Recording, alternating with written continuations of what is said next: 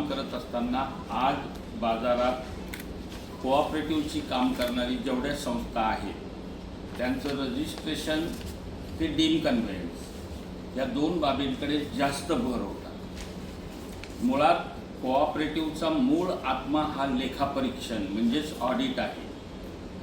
या ऑडिटमध्ये निघालेले दोष, सरकारी ऑडिट, काही संस्थांचं सभासदांनी केलेल्या तक्रारीमुळे लागलेलं ऑडिट, अशा प्रकारच्या ज्या समस्या हाऊसिंग किंवा पतसंस्थांना, नागरी पतसंस्था किंवा सहकारी बँका म्हणजेच थोडक्यात सहकार क्षेत्राला ही अशी जी चॅलेंज होती आहे, या चॅलेंजवर मात करणारी संस्था आजपर्यंत महाराष्ट्रात कुठलीच नव्हती।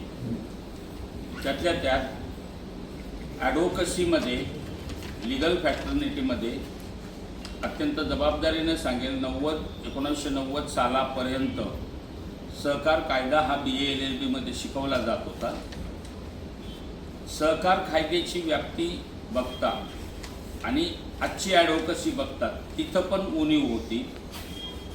जे वकील आहेत, लेखापरीक्षण अकाउंटशी संबंधात आहे, ज्यावेळेला हे वेगवेगळ्या एजन्सीजकडे, कोर्टाकडे किंवा ज्या सहकार खात्यातल्या अथॉरिटीज आहेत जशा की जॉईंट रजिस्ट्रार किंवा रजिस्ट्रार यांच्याकडे जेव्हा ही लोक यांची मतं मांडायला जात होती ती प्रॉपर मांडली न जात असल्यामुळे 30-35 लीगल वकिलांची टीम तयार करून त्यांना सहकाराबद्दल पूर्ण याचं ज्ञान देऊन आज गेल्या 5 वर्षापासून पुण्यापासून सुरुवात करून नवी मुंबई, ठाणे, पालघर, बांद्रा, रायगड, नाशिक, छत्रपती संभाजीनगर आणि आता वालावलकर परिवाराच्या स्नेहानं त्यांचा मुलगा सोहम याच्यासाठी म्हणून एक्सटेन्शन ऑफिस आज उद्या सकाळी जिल्हा उपनिबंधक रत्नागिरी सिंधुदुर्ग डॉक्टर सोपान शिंदे यांच्या हातून आम्ही तुमच्या सगळ्यांच्या सेवेसाठी संपन्न होत आहोत।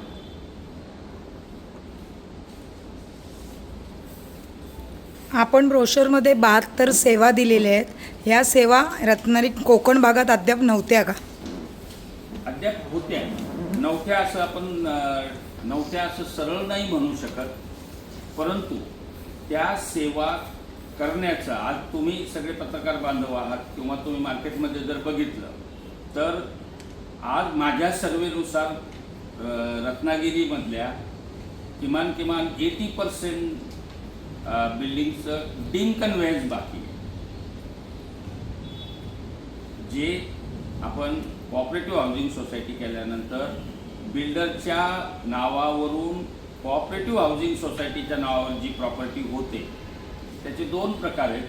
बिल्डर रेडी असलं तर कन्व्हेयन्स डीड होतं, तो तयार नसला 70-75 नाही मी 90% ठिकाणी म्हणेल की बिल्डर तयारच नसतो। माझ्या प्रश्नाचं उत्तर मॅडमला त्यातूनच मिळेल, यातली सगळ्या सेवा होत आहेत, मग पेंडन्सी काय? त्याला जास्तीत जास्त पारदर्शित करून तुम्हाला आज साधं सहकार कोर्ट सुद्धा अलिबागला आहे आपल्या रिजनचं, तर त्याच्यात अभ्यासूपणानं या गोष्टी अडचणी सोडवण्यासाठी आपण त्या आहेत। तुम्ही जर प्रकर्षानं जर बघितलं तर एवढ्या सेवा एकत्रित घेऊन आज महाराष्ट्रात काम करणारी, जबाबदारीनं सांगेल ही पहिली संस्था आहे। सगळं अंडर वन रूप आहे। लेखापरीक्षण आहे, रजिस्ट्रेशन आहे, तुमचं हाऊसिंग सोसायटीचे सगळे प्रॉब्लेम आहेत। काही म्हणजे सभासद, चेअरमन, सेक्रेटरी सभासदत्व देत नाहीत, त्यांच्या विरुद्ध लिटिगेशन आहे, डीम कन्व्हेयन्स होत नाही, काहींचे प्रॉपर्टी कार्डवर नावं नाहीत। हे झालं हाऊसिंगच्या बाबतीत। आणि काही रिडेव्हलपमेंटला आलेली संस्था आहे। आम्ही सेल्फ रिडेव्हलपमेंटला सुद्धा बऱ्याच लोकांना आम्ही उपकृत करतो की सेल्फ रिडेव्हलपमेंट करा कपॅसिटी असली तर, म्हणजे जे तुमचा क्रक्स बिल्डरला जातोय तो तुम्हाला सभासदांमध्ये मिळेल। हे झालं हाऊसिंगच्या बाबतीत। लेखापरीक्षण किंवा आज सहकार कायद्यात आपण सहकाराचा मूळ उद्देशच हा सगळे मिळून काम करण्याचा आहे.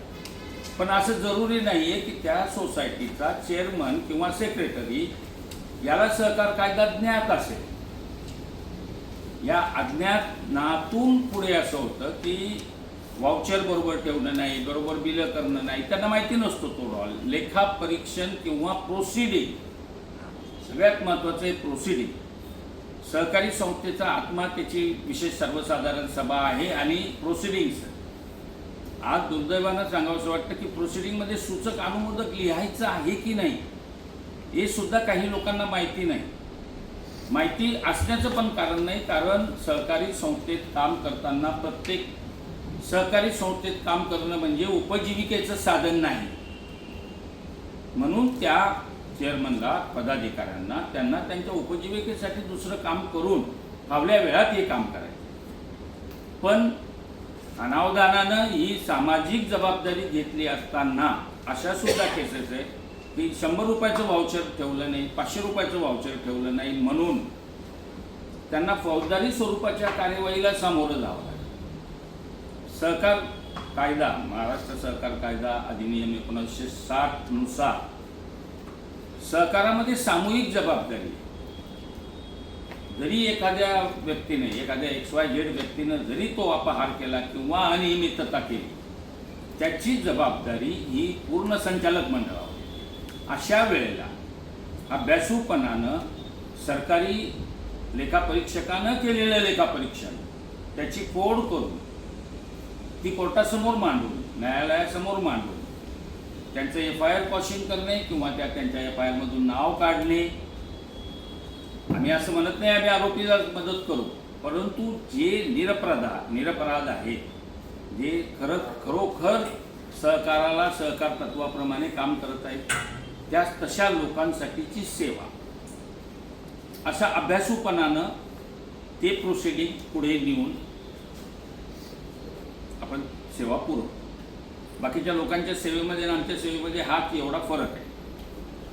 सर डिपेंड्स आहे. शेवटी आम्ही व्यवसाय, आमचा व्यवसाय, परंतु व्यवसाय करत असताना आम्ही पण हे डोक्यात ठेवूनच आलो आहे की आपल्याला समाजाचं काहीतरी करायचं. म्हणून जर 20 लोकांची हाऊसिंग सोसायटी असली, तिचं एकाचं मेंटेनन्स 500 रुपये ते सुद्धा लोक देत नाही आजची अवस्था. तर त्या सोसायटीला जर बाहेर काढायचं तर त्या 500 रुपयाच्या प्रपोर्शनेटमध्येच आपण त्यांना फी सांगणार. हां, ज्या सोसायटीला 200 मेंबर आहेत त्यांना आपल्याला काम पण जास्त असेल, 15 लोकांच्या सोसायटीला काम पण कमी असेल. डीन कन्व्हेन्स करणे किंवा कन्व्हेन्स डीड करून घेणे हे कायद्यानुसार ज्याला त्याला सभासदाला बंधनकारक आहे. आपण ज्या सदनिकेमध्ये राहतोय त्या सदनिकेमध्ये येण्याचा जिना किंवा येण्याची वहिवाटीचा भाग किंवा आजूबाजूचा जो एरिया आहे, हा एरिया जिथपर्यंत तुम्ही कन्व्हेन्स डीड किंवा डीम कन्व्हेन्स करून घेत नाही तिथपर्यंत तो त्या बिल्डरच्या नावावर आहे. तुमच्या भागातली अवस्था अजून एवढा अभ्यास नाही झाला तरी मी 4 महिन्यापासून रत्नागिरी सिंधुदुर्गचा बऱ्यापैकी अभ्यास केला. परिस्थिती कोणत्या स्टेजला आहे तर तुमच्याकडे तशी परिस्थिती नाही आहे. आज मोठ्या मोठ्या शहरांमध्ये बिल्डर सोसायटीच्या आणि तुम्ही मेंबरच्या तुम्हाला सूचना न देता तुमची जागा विकून टाकतात. ते थांबवण्यासाठी कन्व्हेन्स डीड, डीम कन्व्हेन्स होणं गरजेचं आहे. आणि त्यासाठी आपण सोसायटीची एक मुख्यत्वे करून किती लोकांची सोसायटी आहे, दुसरं की त्यांचं मंथली ते मेंटेनन्स किती घेत आहे आणि त्यांचा प्रॉब्लेम आजार किती गंभीर आहे. आता तोच आजार जर असा असला की एखाद्या चेअरमननं सगळ्यांकडून सिंकिंग फंड, बिल्डिंग फंड जमा केले तो पळून गेला तर तो हा आजार पण वेगळा आहे. पण जनरली आपली फी ही त्या सोसायटीच्या साईजप्रमाणे, पतसंस्था असली तर तिच्या ठेवीप्रमाणे, किती वर्षाची पतसंस्था आहे, काय आहे, किती NPA, त्याचा रेशो काय आहे, ती कोणत्या वर्गात आहे, अ, ब, क 3 जे वर्ग आहेत, त्याच्यानंतर जी ठेवीदारांची संख्या किती आहे, टोटल ठेवी किती आहे आणि अपहारित रक्कम गव्हर्नमेंटच्या ऑडिटरनं किती केलेली आहे त्यानुसार फी ठरते. पण फी ही रत्नागिरीकरांनाच नाही म्हणजे आपण जिथं जिथं काम करतो तिथं आमच्याकडे SRAचे सुद्धा लोक आहेत, झोपडपट्टी पुनर्वसनची पण लोक आहेत, त्यांची पण आपण कामं करतोय मुंबई पुण्यामध्ये. अप्पर निबंधकापासून ते ऑडिटरपर्यंत कमीत कमी 40 लोकांची टीम आहे.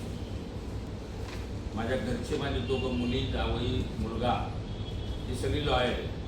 लिगल टीम पण घरची आहे, इकडची कोऑपरेटिव्हची टीम पण घरची आहे. फक्त आमचं कोर हे DRT, डेट रिकव्हरी ट्रिब्युनल आणि आता सहकार कायद्यासाठी, म्हणजे बाकीची वकिली करत नाही असं नाही, परंतु सहकाराला जास्तीत जास्त आम्ही फोकस करतो. पुणे जिल्हा फेडरेशनचे अध्यक्ष होते आणि ते सध्या आमचे पतसंस्था विभागाचे प्रमुख म्हणून माझ्याबरोबर काम करत आहेत पूर्ण महाराष्ट्रात. सध्या आम्ही लक्ष एकच घालू शकतो, कारण we cannot dictate the government authority. ती आपल्याला पॉवर नाही, ती तुम्हाला पॉवर आहे. गव्हर्नमेंट अथॉरिटीनं जर का त्याचं ऑडिट लेखापरीक्षण जर काढलं, ऑडिटची ऑर्डर ही शेवटी चॅरिटी कमिशनर देणार. जर न्यास असला तर, इकडे सहकार असलं तर आमचा निबंधक देणार, आयदर सहाय्यक निबंधक किंवा त्याच्यावरचं अथॉरिटी. जर ऑर्डर आली आणि त्या संस्थेला काही प्रॉब्लेम असला तर आज तुम्हाला सांगतो, मी जबाबदारीने बोलतो, गणपतीपुळे संस्थानाचं काम पुण्याचे CA करतात. या संस्थानाला पुण्याच्या CA ला काम देताना यांचा जो पुण्यापर्यंतचा खर्च वाढतो, तो खर्च नक्की आपण कमी करू, त्यांना इथंच सोल्युशन देऊ. फक्त 1952 सालापासून ज्या न्यासांचं ऑडिट झालेलं नाही त्याला एक्सपेडिट करण्याचा आपल्या फर्मला कुठलाच अधिकार नाही.